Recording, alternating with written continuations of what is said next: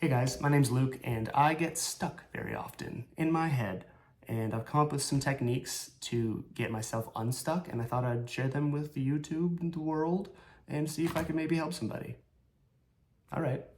If you're anything like me, hopefully you're not, I get overwhelmed really easily, especially in the mornings. I sort of go into this paralyzed state where I can't start anything even though I want to. It's like a combination of being either overwhelmed by a lot of things or being overwhelmed by nothing, like nothing to do, or like I don't know what to do or where to start. So I'm gonna go over some of the things that I feel on a regular basis and some of the ways that I deal with them, and hopefully this helps somebody out there.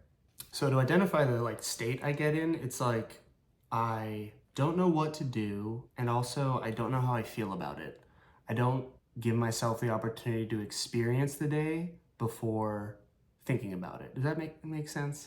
Like what I'll do is I'll wake up and say I was going to school that day. I would think about school and class and math and this and that, and then I would register in my head how I'm gonna feel about the day.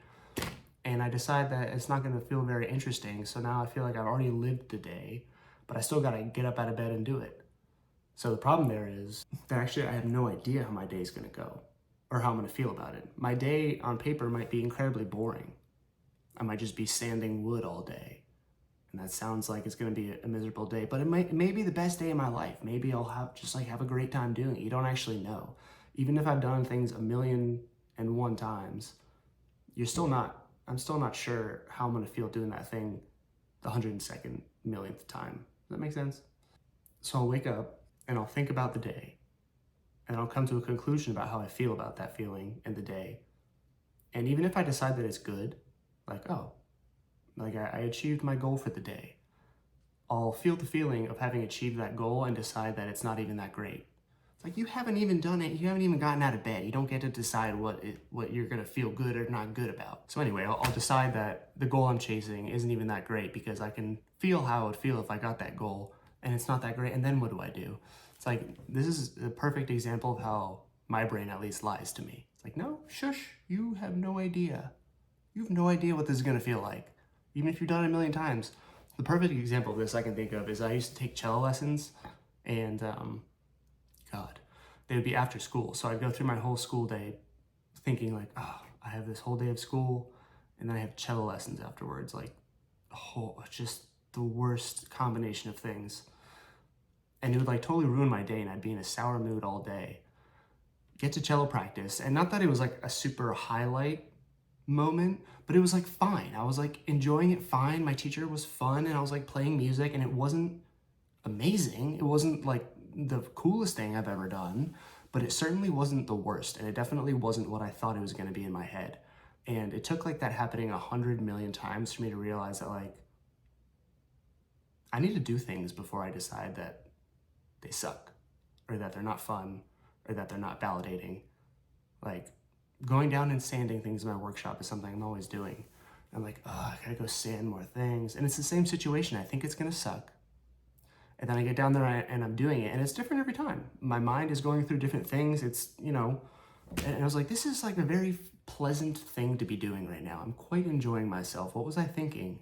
So anyway, long story short, what I've decided to do is not change anything about my day before noon. So if I had plans today to get my van registered, which I did, and work on account A and account B, and then cut the grass, I can't wake up and be like, you know what, I'm gonna do that later, or instead I'm gonna go to the gym because I think that's gonna make me feel better. No, if I give in and just abandon everything, I'm actually not doing anything, this is too overwhelming, it's too stressful, and I just do nothing, then around 12 o'clock, I'm like, you know what, I kind of want to go work on that thing that I said I was going to work on today. It's like, oh yeah, that's why I wanted to do that, because I want to do that. I don't know if this is a singular problem that I only have, but what helps me is not changing my plans till 12. And if 12 o'clock rolls around and I'm like, you know what, I'd actually rather be doing this is better for my day, then I can make those decisions, but not until 12, so maybe that'll help, I don't know. I'm sure someone can relate to this kind of situation, maybe not exactly what I'm saying, but sort of just paralyzed mentally and not motivated and unsure of where to start. And usually what I'll do is try to think my way out of it. I'll be like, all right, well, if I just do this, or if I just do that. And the issue with trying to think your way out of these like rabbit holes is because thinking got you there in the first place. You know, you can't work within the same broken system that got you there. You need to do something else. So what's like the opposite or something else besides the mind is the body. And so that's something I've really come to learn is using your body to get out of your head, whether it's working out or fitness or just going for a walk or just leaving your room and going to another space could be the answer to like everything sometimes. You can't think your way out of these situations. You need to move. You need to move your body. And when you start moving your body, whether I go down and start sanding or I go for a walk or I just leave this room and start doing something else, things seem to just sort of get organized and fall into place, and you get the engine running, and I'm able to pick up from where I left off yesterday, if that makes sense. And now I know that like my feelings towards something are not always true in this particular situation. Like, oh, I don't want to go do this job. Well, you don't actually know that. You're just saying that, right? Would you rather just sit here and do nothing? You're going to feel worse. And I know that I'm going to feel worse if I sit here and do nothing. I know that doing this job is actually the only thing that's going to make me feel better, and yet I still don't want to do it.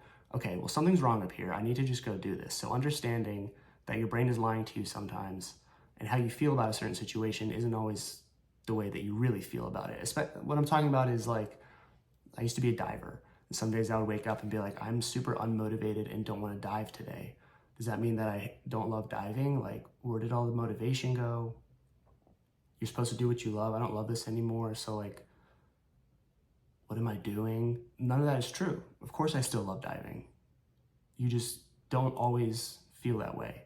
And so what I learned is just getting up and going and diving and doing the thing really brought back those feelings of love I had for the sport, and motivation too. Motivation follows accomplishment, not the other way around. I remember I used to build these little cars with my dad for the Boy Scouts, Pinewood Derby. I remember like we did horribly. We got last place every time, but I remember when it was all over, I was like, Dad, let's go home and start building next year's Pinewood Derby, like way too early. Usually build these things in a couple days or a week or something.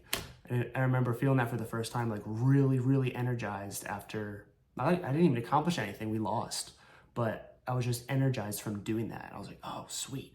So I thought that was a good example of how motivation follows accomplishment and not the other way. So what I'm trying to do is teach myself how to do something unmotivated. Okay, I understand that I'm not motivated to do this thing right now, but like, you're not in control of everything, sir, you know? I know that I'm motivated to do this thing.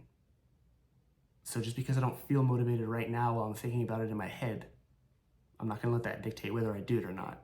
Ideally, I do give in. Yeah, it's interesting how doing the thing unmotivated will elicit motivation. That's the truth. That's the truth. You know the saying, fear makes the wolf bigger than it is. It's like you're in the woods and you hear a wolf off in the distance, and like you're afraid of it and it's scary. But your fear of that wolf is making it seem so much bigger than it is. The wolf is actually a small pup or whatever, but your fear of it makes it so much bigger. Like once you open the Pandora's box of whatever job you're supposed to do and see what it is, it's almost always not as difficult as you thought, or I thought, you know? Things are so much more complicated in my head than when I just go and do them. So, you know, let's not be in my head.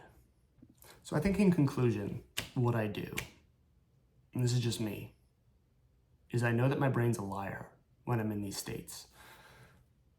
So I need to just move my body. Move it somewhere else. And 9 times out of 10, that's all I need to do. Move it and do something else. Once I start moving my body and moving my hands around, whatever was confused in my head seems to sort itself out, and it becomes blatantly clear what I need to do. And also motivation will come. It always goes away when you're doing something over and over and over again, but it'll come, it doesn't go away, it changes. The way that you get motivation changes. You do something enough, you don't just get motivation to go do that thing, you actually get motivation from doing that thing. So go do that thing. You got it. I should go do that thing. I hope that this was helpful and I'm not just exposing my innermost darkness to the world to critique.